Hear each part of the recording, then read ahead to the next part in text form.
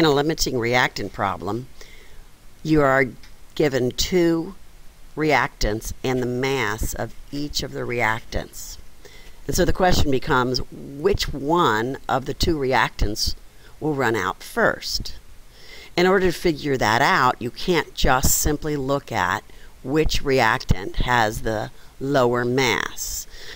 Because, as we know, the balanced equation in a chemical reaction is not a mass ratio, it is a ratio of the moles of reactants to each other and to the products. So we have to come up with a method to determine the limiting reactants. So the best and most straightforward method to do this is to look at both the actual mole ratio of the reactants and compare it to the stoichiometric mole ratio. Well, the actual mole ratio is what we find using the mass of the reactants given. And the stoichiometric mole ratio comes from the balanced equation. The coefficients in the balanced equation are what we use to determine the stoichiometric mole ratio. So I've outlined a series of steps that should help you. So we're going to take a given problem. 6 grams of aluminum metal reacts with 6 grams of oxygen gas. What is the mass of the product formed? Since we know in this case that we're reacting aluminum with oxygen, we are given the mass of both reactants. We can identify this as a limiting reactant problem. So going with this strategy here, the first step is to write a balanced equation. So let's do that on the next slide. We've got aluminum metal reacting with oxygen gas.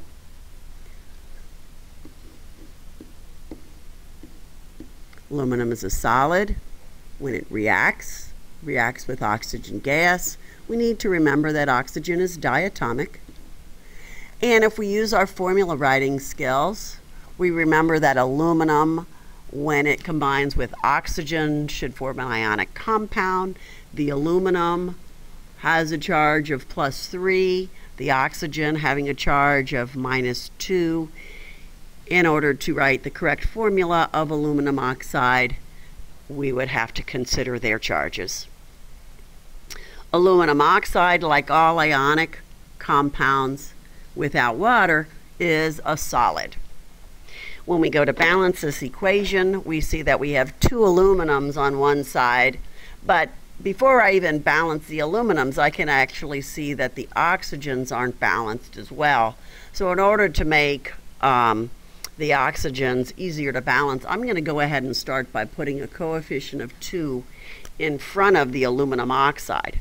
Now that will give me 4 aluminums. 4 aluminums on both sides. I've got 6 oxygens on the product side, so I'm going to need 3 oxygens on the reactant side. So going back to the steps, we've written the balanced equation. The next step is to calculate the moles of each reactant. So let's do that. If we have 6.0 grams of aluminum,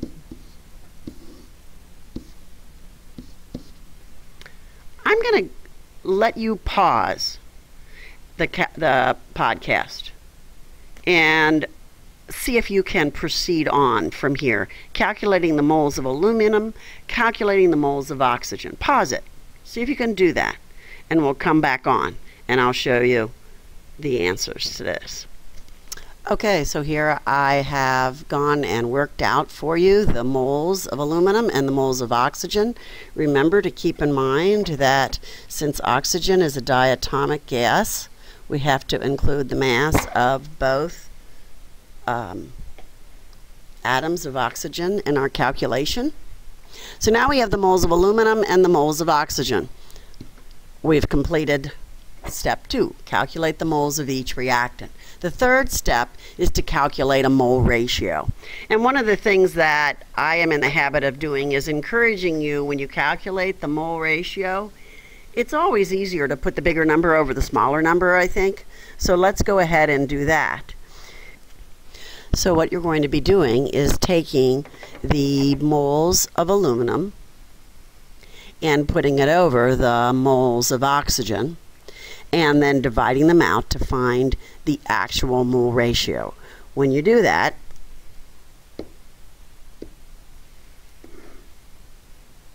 you should have a value of 1.18 moles. And let's go ahead and write that as a ratio still, 1.18 moles of aluminum for every 1 mole of oxygen. That's what we have given to us in the problem. So, next step is to use the balanced equation to determine the stoichiometric mole ratio. Remember that the coefficients in the balanced equation show us the mole ratio. So since we're focusing on aluminum and oxygen, we're going to be using those coefficients 4 and 3 for the stoichiometric mole ratio of aluminum to oxygen. Setting it up the same fashion, we would have 4/3 moles of oxygen, dividing them out, and we have the stoichiometric mole ratio. Next step accomplished. Now we're going to compare both of the ratios to figure out the limiting reactant. Remember, this is key, that the limiting reactant, in order to figure that out, what you have to consider is that the stoichiometric mole ratio is the desired ratio. In other words, that's the minimum amount of each reactant that is required. So in looking at these two ratios, since the oxygens in both cases are the same, now we can compare the actual mole ratio with the stoichiometric mole ratio, which is sometimes called the mole ratio that we need. So in looking at these two numbers, 1.18 moles of aluminum we actually have compared with 1.33 moles of aluminum that we need, what that tells us is that actually we have less aluminum than is needed.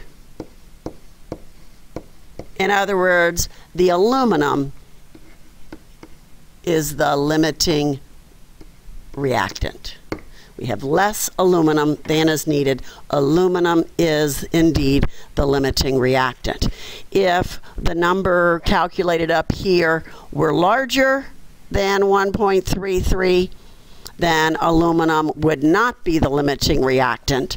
The other reactant would be limited. In this case, aluminum is the limiting reactant. Going back, we've identified the limiting reactant now to be aluminum. So now, once we know that aluminum is the limiting reactant, the amount of extra oxygen isn't so important, because as we learned in our lab activity, when the limiting reactant is all used up, the reaction stops. So it is only the limiting reactant that determines the mass of the product formed, the theoretical yield of the product formed. So we're going to use that and only that mass in moles to calculate the theoretical yield of the product formed. So now what happens is, since it's only the mass of the aluminum, the limiting reactant, that is important, it is as if the mass of the 6 grams of oxygen is no longer critical for solving the problem. So the final step in calculating the theoretical yield is identical to any stoichiometric problem that we've been doing up to this point in time. Go ahead and see if you can pause the podcast at this point again and set up and calculate the theoretical mole ratio. So in order to calculate the theoretical yield of the product, we got to go back to that balanced equation again and see what is the product that we're trying to calculate the mass of. So in this case, the product is aluminum oxide. So what we're going to be calculating is the mass of aluminum oxide formed from 0.222 moles of aluminum, since we determined that the aluminum was the limiting reactant. So I'm taking this first line from the previous slide, using the coefficients in the balanced equation. 2 moles of aluminum to form 2 moles of aluminum oxide, and then the molar mass of aluminum oxide to calculate the grams of aluminum oxide formed, then going back to the given problem and the fact that there are 2 sig figs in the problem, I round my answer to 2 sig figs. Hope this helps with your limiting reactant problems. This is a lot more involved and it requires plenty of practice on your part. So seek those out. Also consider looking at those problems that are in your online textbook. Have a good day.